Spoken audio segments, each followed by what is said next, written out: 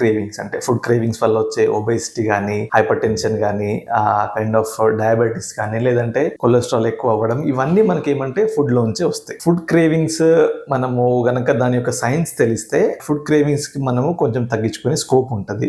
This is doctor Srikanth Bandari, consultant psychiatrist at Asha hospital Banjara hills and also at Asha clinic Lingampally. So ఇవాళ ఒక interesting topic చూద్దాము, which is regarding food cravings తోని మనకి ఎట్లాంటి kind of disorders వస్తాయి, ఎట్లాంటి అవన్నీ ఏమంటే మనకు ఆల్రెడీ కైండ్ ఆఫ్ తెలిసిన విషయాలే. So I don't want to go in to them. అంటే ఫుడ్ మరీ ఎక్కువ తినడం వల్ల వెయిట్ గెయిన్ అవుతుంది, షుగర్ వస్తుంది, బీపీ వస్తుంది, లేదంటే కొలెస్ట్రాల్ పెరుగుతుంది, దానివల్ల వేరే జబ్బులన్నీ కూడా వస్తాయి. ఇదంతా మనకు జనరల్ గా తెలిసిందే. అయితే మనకు డాక్టర్ దగ్గర పోగానే మీరు ఫుడ్ తగ్గించుకోండి అని చెప్తారు. మనము ఇంటికి కనుక కైండ్ ఆఫ్ వస్తాము, ఫుడ్ క్రేవింగ్ కైండ్ ఆఫ్ తగ్గించుకోవడానికి స్టార్ట్ చేస్తాము. మేబీ ఒక 1 వీక్ 2 వీక్స్ ఉంటుంది. దాని తర్వాత అగైన్ అంటే మనకు ఆ క్రేవింగ్స్ మళ్ళీ స్టార్ట్ అవుతాయి. మళ్ళీ ఏదో ఒక టైంలో మళ్ళీ ఎక్సెస్ ఫుడ్ లాగా తీసుకుంటాం. అయితే ఈ ఫుడ్ క్రేవింగ్ యొక్క కైండ్ ఆఫ్ సైన్స్ తెలుసుకుంటే ఆ క్రేవింగ్స్ మనం ఎట్లా స్టాప్ చేయాలో మనము ఈ యొక్క వీడియోలో చూస్తాము.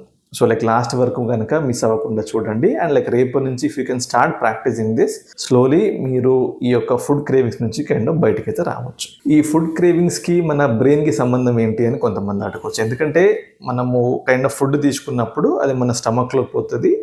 ఆ స్టమక్ లో there are plenty of mechanisms where, చాలా రకాల మెకానిజమ్స్ ఉంటాయి. నేను మీకు కైండ్ ఆఫ్ సింపుల్ గా చెప్పడానికి ట్రై చేస్తాను. ఆ యొక్క మెకానిజమ్స్ వల్ల అక్కడి నుంచి మన బ్రెయిన్ కి సిగ్నలింగ్ అనేది పోతుంది. బ్రెయిన్ లో సెటైటీ సెంటర్ అనేది ఉంటది. అది మనకు మెయిన్ ఇంపార్టెంట్. అంటే ఎంత తింటాము, ఏది తింటాము, ఏ టేస్ట్ తింటాం అనేది మనకి ఈ యొక్క సెటైటీ సెంటర్, బ్రెయిన్ లో ఉండే సెటైటీ సెంటర్ అనేది డిసైడ్ చేస్తుంది. బ్రెయిన్ నుంచి మన గట్ కి వేగస్ నర్వ్ స్టిమ్యులేషన్ ఉంటుంది. అంటే వేగస్ నర్వ్ అనేది కనెక్ట్ అవుతుంది. ఈ వేగస్ నర్వ్ స్టిమ్యులేషన్ గురించి వేరే ఒక సెపరేట్ వీడియో ఉంది, దాన్ని మీరు చూడొచ్చు. ఇక్కడ మనం only we'll focus on the food, దీనిపైన ఫోకస్ చేద్దాం. సో ఈ యొక్క సెంటర్ మనకు ఈ యొక్క కైండ్ ఆఫ్ కనెక్షన్ ఏం చేస్తుంది, మనము మన కడుపు నిండా తిన్నాక మన బ్రెయిన్ కి సిగ్నల్ అనేది పంపిస్తుంది, నువ్వు తినింది చాలు, ఇంకా సరిపోతుంది అని. అంటే అప్పుడు మనము వీ ఫీల్ సెటైటెడ్. ఇప్పుడు కొన్నిసార్లు మనం గమనించవచ్చు, చాలా ఎక్కువ తిన్నా కూడా మనకు ఆ సెటైటీ సెంటర్ అనేది రీచ్ అవ్వదు.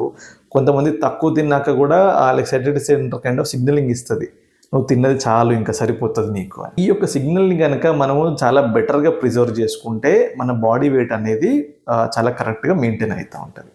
ఎప్పుడైతే ఈ సిగ్నలింగ్లో లోపాలు ఉంటాయో దానివల్ల మనకు క్రేవింగ్స్ అనేవి పెరుగుతూ ఉంటాయి. ఈ యొక్క సిగ్నలింగ్ని మనం బెటర్ చేసుకోవచ్చు అంటే ఎప్పుడైనా కూడా ఒక ప్రాపర్ డైట్, అంటే ఒక ఫైబర్ రిచ్ ఫుడ్, ఫ్యాట్స్ మరీ ఎక్కువ ఉన్న ఫుడ్ కాకుండా కొంత ఫ్యాట్స్ కొద్దిగా కంట్రోల్గా ఉన్న ఫుడ్స్ తీసుకుంటే ఏంటంటే ఈ యొక్క మెకానిజం అనేది మనకు బెటర్గా ఉంటుంది. అండ్ ది అదర్ థింగ్స్ మన psychological health will also play a role. ఇప్పుడు మీరు కనుక గమనించవచ్చు, మనం ఎప్పుడైనా మరీ టెన్షన్లో ఉన్నప్పుడు, లేదంటే డల్గా ఉన్నప్పుడు మనము ఎక్కువ ఫుడ్స్ తీసుకుంటాం. ఇది మనకి ఏమంటే డల్గా ఉన్నప్పుడు ఈ యొక్క మెకానిజం అనేది సరిగ్గా మనకు ఫంక్షన్ అవ్వదు, దానివల్ల క్రేవింగ్స్ అనేవి పెరుగు. కొంతమందికి ఆల్కహాల్ తీసుకున్నాక ఏంటి, మన బాడీ సిస్టమ్ మొత్తం కూడా బ్లంట్ అయిపోతుంది. దీనివల్ల ఏమంటే ఈ యొక్క మెకానిజం అనేది బ్లంట్ అవుతుంది.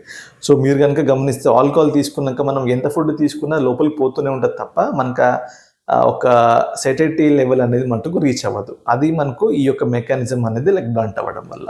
కొంతమందికి న్యాచురల్గా కూడా ఈ యొక్క మెకానిజం అనేది బ్లంట్ అవ్వచ్చు. సో దాని నుంచి కాపాడుకోవడానికి ఏమంటే బెటర్ ఫుడ్స్ తీసుకోవడము, ఈ యొక్క వేగస్ నర్వ్ స్టిమ్యులేషన్ టెక్నిక్స్ మనము కనుక రెగ్యులర్గా ప్రాక్టీస్ చేస్తే ఈ యొక్క ఫుడ్ పైన క్రేవింగ్స్ అనేవి తగ్గుతాయి. అయితే ఇవన్నీ చేసినా కూడా తగ్గలేదంటే అప్పుడు మనకు వీ హావ్ గాట్ మెడిసిన్స్. అంటే ఎవరైతే మరీ ఒబీస్గా ఉన్నారో, ఎవరికైతే BMI 30-35+ ఉందో వాళ్ళకి కొన్ని రకాల మెడిసిన్స్ కూడా ఉంటాయి. యాక్చువల్గా ఈ యొక్క సెటైటీ సెంటర్ని కొంత అర్లీగా చేయటానికి, లేదంటే తక్కువ ఫుడ్ తీసుకున్న మనకు ఎక్కువగా మనకు ఆ కైండ్ ఆఫ్ రెస్పాన్స్ ఇవ్వడానికి కొన్ని రకాల మెడికేషన్స్ ఉంటాయి. అది మనకు న్యాచురల్గా తగ్గనప్పుడే మనం ఈ మెడిసిన్ వరకు పోవాల్సి వస్తుంది.